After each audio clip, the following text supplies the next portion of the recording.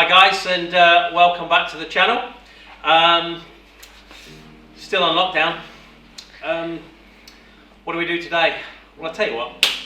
We've got a customer's car in the workshop.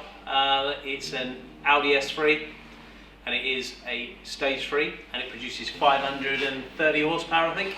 Let's go through and have a look at it and have a chat.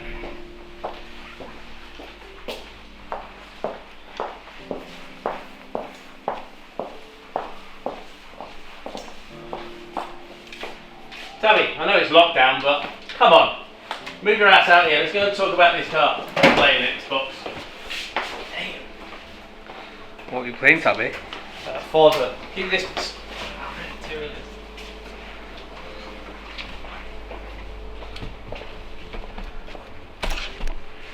Got it? Oops. So this is a This is a long-term customer's car. So this is a Audi S3 APR. This is a manual car as well. This car has had quite a few transformations, different colours. This car is a red S3. It's had quite a few graphics on before. He's obviously decided to go with a stealth look. So let's talk about what this car's had done. So I know that this car has got a TTE 535 on the vehicle. It does run 530 odd horsepower, and it does have a built engine, this one. It has Vagbrem Technic brake kit set up front and rear. It has I believe, is it an APR intercooler on this one? There's an APR intercooler.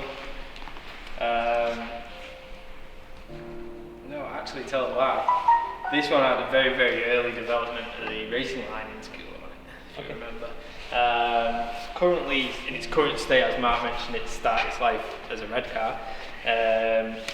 It's now running TT 535. However, this car's had a long list of modifications on it, a long history here at Awesome. Which was actually had one of the first 525s, and then they upgraded obviously the 525 to the latest 535. So we've installed that and obviously done the calibration for that as well.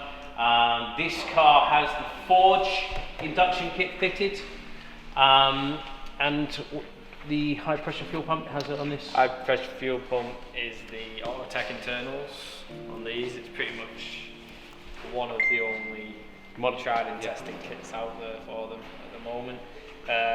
It's running the True 4 bar map sensors, obviously the 535 like you mentioned. It's a forged engine, so it's running Watson pistons and I think it's the AP rod, not AP. What rods are in this? I don't know. That's your bag, that's not my bag. Yeah. No, mind blank on that one. But yeah, Watson piston setup. It's got HB rods in it. Brand just will not come to me right now, but it's kind of irrelevant, I guess. This, like Mark said, is a manual, which, I mean, DSG being the master race, as some may say, is a little bit, I'd say, more of a rarity really to see manual. Yeah, they're not that popular, the manuals on these, but this has also got the upgraded clutch on it. Yeah, so this has got the SATS sintered setup in this one, so that's like a 4-pot paddle clutch. It can be a little bit aggressive, especially round town driving. Once you're going, it's not too bad, but traffic, things like that can be a little bit annoying. So I see it has the APR downpipe. Yeah. And it has a Miltech catback on this. Yeah, so Miltech catback with the APR downpipe on this one. Imagine being the customer, this guy has either gone for the APR full system, but at the time there was no offerings from APR on that one. It's running the Leo divert valve blow off forge, silicon hoses. I mean, list of mods really on this, what it may have had, you know, to what it has now. The mod list has changed dramatically. As Mark mentioned, it's had multiple turbos, different downpipes, tried out different components, you know, within the testing for his ultimate goal, which was, you know, maximum power he could find on, you know, the turbo that he's got. Really. Do we know what suspension this one's running? This is just on springs, I believe. This is the H&R springs on the, you know, the stock shock absorber. But this, like I say, fully built motor. It's got the APR valve springs, so it's got upgraded valve train, valves, APR valve springs, pistons, rods, bearings. You know, it's ready to rock. Really, it's. I mean, even this customer shouldn't be able to break it, but you never know. He likes to drive his car. This customer does have a little bit of a history of being able to break anything that we build for him. He even broke some of our demonstration cars that have been going for years. So he'll be watching this video and actually laughing at us. But so this is, as I say, he's been a very good customer, very loyal to us, and been able to give us his car for a lot of development work over the last 3 or 4 years. So yeah, we just wanted to get onto the channel, give you a little bit of information of another Stage 3 car, and obviously the boundaries and limits of what we can get and take these cars to. Yeah, I mean, touching on that, I mean the limits, I mean, are endless, I guess. You know, it really depends on your budget. I mean, something like this, you know,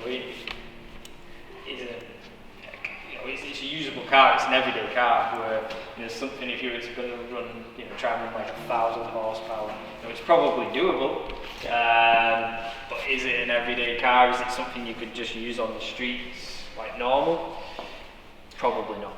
Yeah, I mean, even in the last, I'm going to say in the last few weeks on this platform, this car runs obviously on a 99 calibration, and there's been some record-breaking developments where the 2-litre MQB engine now has been tuned on to the E85 fueling.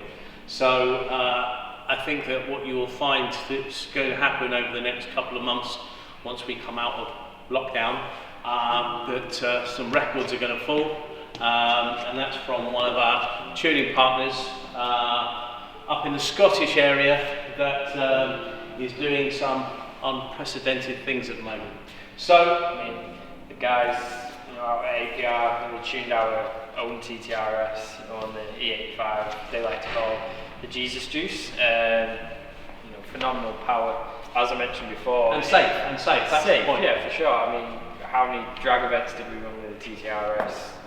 It's been endless. Yeah, so that's received. we are our own TTRS that everybody will probably remember. That car produced on an APR calibration 734 horsepower on E85, and we probably ran the drag strip on that car probably 60-70 times throughout the tracks that we went to. Track days with it, it's been, you know, been, you know, driven. It's been solid. It's been usable. I mean, to be fair, or to be honest, the stripped out downturns instead of a catback at the drag strip and the drag radials, you know, aren't really for the road. So, you know, in that form, as I mentioned before, it's not a usable car. No, in that form. This is a usable everyday car. Yeah, like the TTRS on the 99, you know, octane, even, you know, on the R888Rs that it was running for a while, and then we changed those to the Nankangs. Yeah, that was just set up for the track, but you know, we used it every day on the street. I mean, this car has been on track. I mean, I remember when we were out at Donington at the VAG Tuner event, this car, I think, certainly went out with a driver on the day. Very. And I think he had the most joyous 11 laps of his life. But yeah, you know, the car is really designed for and set up really for the fast road. But obviously this car can be driven straight onto the everyday track day and be enjoyed as well. So, as I said, I just wanted to bring another twist on this stage 3. Obviously we had our previous video that had a stage 3 Golf R in it that didn't have a built engine, but we wanted to just bring you something that has slightly more power but does have a built engine. So thanks for tuning into the channel. Thanks for affording us the time whilst you're sitting at home and being frustrated with the sunshine outside and not being able to go out. But that's where we are at the moment. So yeah, again, thanks very much for watching and take care. Bye bye. Stay safe.